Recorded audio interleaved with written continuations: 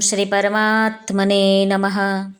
શ્રીમદ ભગવદ્ ગીતા અધ્યાય 14 ગુણત્રય વિભાગ યોગ. આજે આપણે શ્લોક ક્રમાંક 2 વિશે જાણીશું.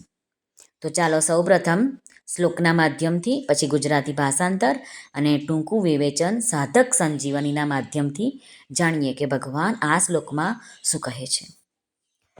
શ્રી ભગવાન ઉવાચ ઇદં જ્ઞાનમપાશ્રિત્ય મમ સાધર્મ્યમાગતાઃ સર્ગેऽપી નોપજાયન્તે પ્રલયે ન વ્યથન્તિ ચ.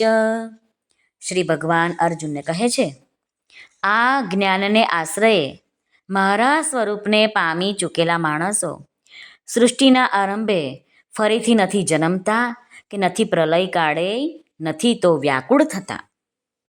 ઇદં જ્ઞાનમ ઉપાશ્રિત્ય.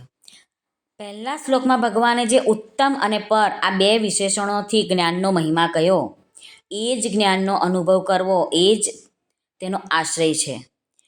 આ જ્ઞાનનો અનુભવ થવાથી મનુષ્યના બધા જ સંશયો દૂર થઈ જાય છે અને જ્ઞાન સ્વરૂપ પોતે થઈ જાય છે.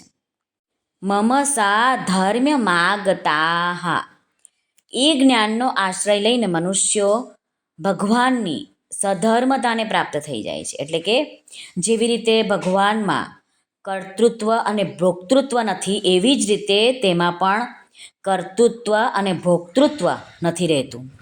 જેવી રીતે ભગવાન નિર્લિપ્ત નિર્વિકાર રહે છે, એવી જ રીતે એવા મનુષ્યો પણ પોતાની નિર્લિપ્તતા અને નિર્વિકારતાનો અનુભવ પોતાને થઈ જાય છે. જ્ઞાની પુરુષો ભગવાનની જેમ નિર્લિપ્તતાવાળા થઈ જાય છે, નિર્વિકાર થઈ જાય છે, પરંતુ તેઓ ભગવાનના સમાન સંસારની ઉત્પત્તિ, પાલન અને સંહારનું કાર્ય નથી કરી શકતા. હા, યોગાભ્યાસના બળથી કોઈક યોગીમાં કંઈક સામર્થ્ય આવી જાય છે, પરંતુ એ સામર્થ્ય પણ ભગવાનના સામર્થ્ય જેવું હોતું નથી, કારણ કે તે યુજન્ય યોગી છે. એટલે કે તેણે અભ્યાસ કરીને કંઈક પ્રાપ્ત કર્યું છે, પરંતુ ભગવાન તો યુક્ત યોગી છે. એટલે કે ભગવાનમાં સામર્થ્ય સદાથી સ્વતઃ સિદ્ધ છે. ભગવાનને કષ્ટ નથી કરવું પડતું, મહેનત નથી કરવી પડતી, અભ્યાસ નથી કરવો પડતો. ભગવાન બધું જ કરવામાં સમર્થ જ છે, કંઈ પણ કરી શકે છે ભગવાન. કર્તુમ અકર્તુમ અન્યથા કર્તુમ સમર્થ. યોગીનું સામર્થ્ય તો સીમિત હોય છે, પરંતુ ભગવાનનું સામર્થ્ય અસીમ હોય છે, અપાર હોય છે. સર્ગેऽપી નોપજાયન્તે.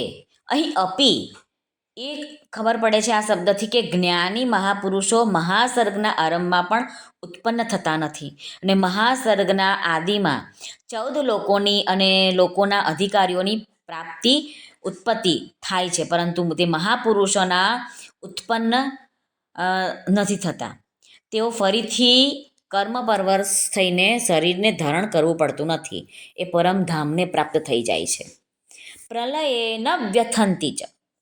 મહાપ્રલયમાં બધા જ પ્રાણીઓ ભસ્મ થઈ જાય છે. સમુદ્રના વધી જવાથી પૃથ્વી ડૂબી જાય છે. 14 લોકોમાં ખળભળાટ, હાહાકાર મચી જાય છે. બધા જ પ્રાણીઓ દુઃખી થાય છે, નષ્ટ થાય છે, પરંતુ મહાપ્રલયમાં તે જ્ઞાની મહાપુરુષોને કોઈ દુઃખ નથી આપી શકતું. તેમનામાં કોઈ ખળભળાટ પણ નથી થઈ શકતો, વિકાર નથી થતો, કારણ કે તે મહાપુરુષો જે તત્વને પ્રાપ્ત થઈ ગયા છે, તે તત્વમાં કોઈ ખળભળાટ કે વિકાર નથી. પરમપદને પ્રાપ્ત થઈ ગયા હોય છે આ મહાપુરુષો. આ મહાપુરુષોનો પ્રકૃતિનો સાથેનો સંબંધ ન રહેવાથી જન્મ મરણ નથી થતું, દુઃખ નથી થતું, ખળભળાટ નથી થતો. તે જન્મ મરણ દુઃખ વગેરે પ્રકૃતિના સંબંધથી રહિત મહાપુરુષમાં થતા જ નથી. મમ સાધર્મ્ય માગતાઃ. આ પદોનું ભગવાનનું અર્થ એ જ છે કે જેમ પરમાત્મા સત, ચિત્ત અને આનંદ સ્વરૂપ છે, એવી જ રીતે એવા પુરુષ જે પરમપદને પ્રાપ્ત થઈ ગયા હોય છે, એવા પુરુષો મહાપુરુષો પણ સત, ચિત્ત અને આનંદ સ્વરૂપ થઈ જાય છે. ભગવાનના અક્ષરધામને, પરમપદને, ગોલોકને પ્રાપ્ત થઈ જાય છે. શ્રી કૃષ્ણાર્પણમસ્તુ. સર્વને ભાવથી જય શ્રી કૃષ્ણ. રાધે રાધે. હરિઓમ તત્સત જય ગુરુદેવ દત્ત જય સ્વામિનારાયણ જય માતાજી નમઃ પાર્વતે પતે હર હર મહાદેવ હર સિદ્ધેશ્વર મહાદેવની જય આજના આનંદની જય સર્વનું કલ્યાણ થાઓ સર્વનું કલ્યાણ થાઓ સર્વનું કલ્યાણ થાઓ.